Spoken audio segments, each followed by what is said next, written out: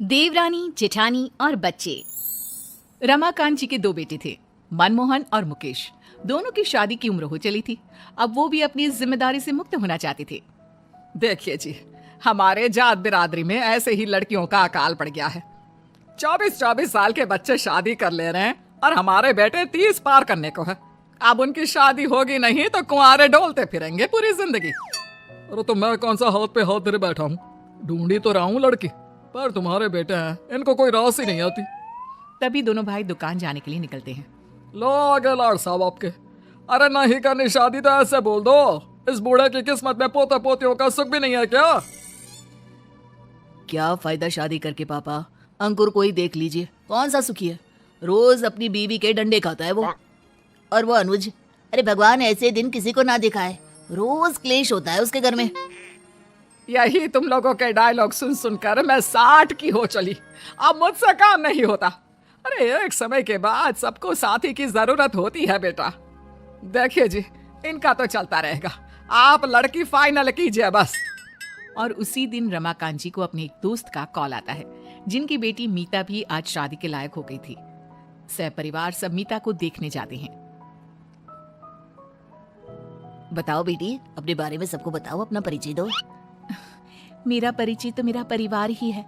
पहले मायका था, अब ससुराल होगा। कितनी अच्छी बातें करती है ये, मैं खामखा सभी लड़कियों को गलत समझ रहा था। मनमोहन बड़ा शांत स्वभाव का था, उसे मीता पसंद आ जाती है। मीता के साथ ही उसकी नटखट सी सहेली प्रीता भी खड़ी थी, जिस पर से मनोज की नजरें हटी नहीं रही थी। ठाकुर जी की रहमत देखो, लगता है आज दो दो बहुएं यहीं से लेकर जाएंगे। मीता और प्रीता की शादी मनमोहन और मनोज से हो जाती है और दोनों सहेलियां बहू बनकर रमा निवास में आ जाती है सुबह सुबह।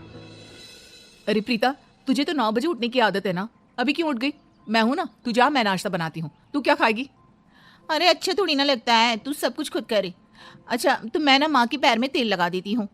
मीता नाश्ता बनाती है और प्रीता घर की साफ सफाई कर रमा के पैरों में तेल लगाती है। कौन कहता है देवरानी जेठानी में कलह होता है? मेरे घर आए, घर नहीं स्वर्ग बना दिया तुम दोनों ने। सभी नाश्ते के लिए बैठते हैं।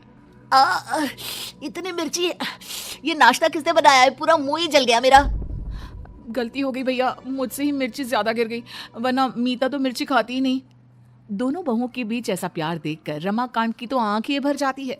दोनों मिलजुल कर रहती, काम भी बांट कर करती। घर में कभी ऐसा लगता ही नहीं कि देवरानी जेठानियां रहती हैं। दोनों बहनों की तरह रहती थी। फिर एक दिन प्रीता को उल्टियां होने लगी और उसे पता चला कि वो माँ बनने वाली है। मीता, मैं माँ बनने वाली हूँ, आज भगवान ने सारी खुशियां मेरी झोली में डाल दी। हाँ, तुम आराम करो। अपनी देवरानी की माँ बनने की खुशी मीता को खटक जाती है। घर में बड़ी बहू के होते हुए भी घर को वारिश छोटी बहू देने वाली थी। मीता का मन खट्टा हो चुका था, पर किसी को इसकी खबर लगती उसके पहले ही मीता को पता चलता है कि वो भी माँ बनने वाली है और कुछ दिनों में दोनों एक एक बेटे को जन्म देती है। खाना भी मैं बनाऊं, बच्चे को भी मैं संभालूं, सबने सर पर चढ़ा रखा है प्रीता को। अरे बच्चा तो मुझे भी हुआ है, मुझे भी तो संभालना होगा ना अपने बच्चे को। अरे तुम्हारा बच्चा तो साल भर का होने आया, मेरा तो अभी पैदा हुआ है। 40 दिन तो ऐसे में दुश्मन भी बख्श देते हैं। देख लीजिए माँ जी, मेरे बच्चे के दिन गिन रही है, इतनी गिर गई हो तुम मीता। अरे अब बहुत हुआ, तुम दोनों भी हद कर रही हो। मैं हूँ, तुम्हारे ससुर जी हैं, हम देख लेंगे बच्चों को। तुम लोगों को जो मर्जी करो, पर घर का माहौल मत बिगाड़ो। बच्चे अब स्कूल जाने लायक हो जाते हैं।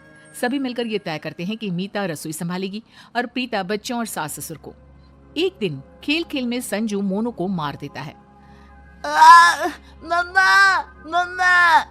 रसोई से भागते हुए मीता आकर देखती है कि मोनू जोर जोर से रो रहा है। बिना कुछ सोचे समझे मीता संजू को एक थप्पड़ मार देती है। आपकी इतनी हिम्मत, मेरे बेटे पर हाथ उठाया? दोनों की चीख पुकार से पूरा घर हॉल में जमा हो जाता है। बात हुआ, अब मुझे इस घर में नहीं रहना। आज ये औरत मेरे बेटे को मार रही थी, कल को मैं ना रही तो पता नहीं मेरे बच्चे को तो ये बेच डाले। माँ कहती थी ना घर बसाओ, आखिर वही हुआ ना जिसका डर था। अब क्या करेंगे हम? आज से ठीक 1 महीने बाद घर का बंटवारा हो जाएगा, पर तब तक प्रीता रसोई और मीता घर और बच्चों को देखेगी। रसोई और राशन की जिसे जरा भी समझ ना थी, उस प्रीता को रसोई में नाश्ता बनाने जाना पड़ा। ये मीता कैसे खाना बना लेती है? अब घर में इतने लोग, सबके लिए अलग अलग खाना, हे भगवान। और इधर 7 बजे तक उठ जाने वाली मीता को आज 4 बजे उठना पड़ा। ये प्रीता तो पहले 9 बजे उठती थी बच्चों को स्कूल भेजने के लिए। इतनी सुबह कैसे उठती होगी वो? प्रीता जैसे तैसे बच्चों का टिफिन बनाती है, मीता उन्हें तैयार करके स्कूल भेजती है। ये सब रमा देख रही थी नाश्ते के वक्त। ये रोटी में घी लगा दिया प्रीता तुमने। मैं तो घी वाली रोटी खाता ही नहीं। भाभी से पूछ लेती ना, उन्हें आइडिया है घर में किसे क्या पसंद है। दोपहर को मीता बच्चों को लाने स्कूल जाती है। इतनी धूप में प्रीता बच्चों को कैसे ले आती है? मेरा तो शरीर जल गया। घर लाने के बाद वो दोनों को खाना खिलाने की कोशिश करती है, पर दोनों इधर उधर भागते ही रहते हैं और इसी में मोहन के पैर से उलझकर संजू गिर जाता है। दोनों बच्चों की रोने की आवाज सुनकर सब भागते हुए वहां आते हैं। लगता है 1 महीना नहीं 1 दिन में ही बंटवारा करना पड़ेगा। नहीं नहीं माँ जी, मैं सब समझ गई हूँ। और मैं भी माँ जी। हम दोनों से गलती हो गई। बच्चों के मुंह में हम इतने अंधे हो गए कि छोटी छोटी बातों में लड़ने झगड़ने लगे। पर माँ जी, अब प्रॉमिस करते हैं कि अब से ऐसा नहीं होगा।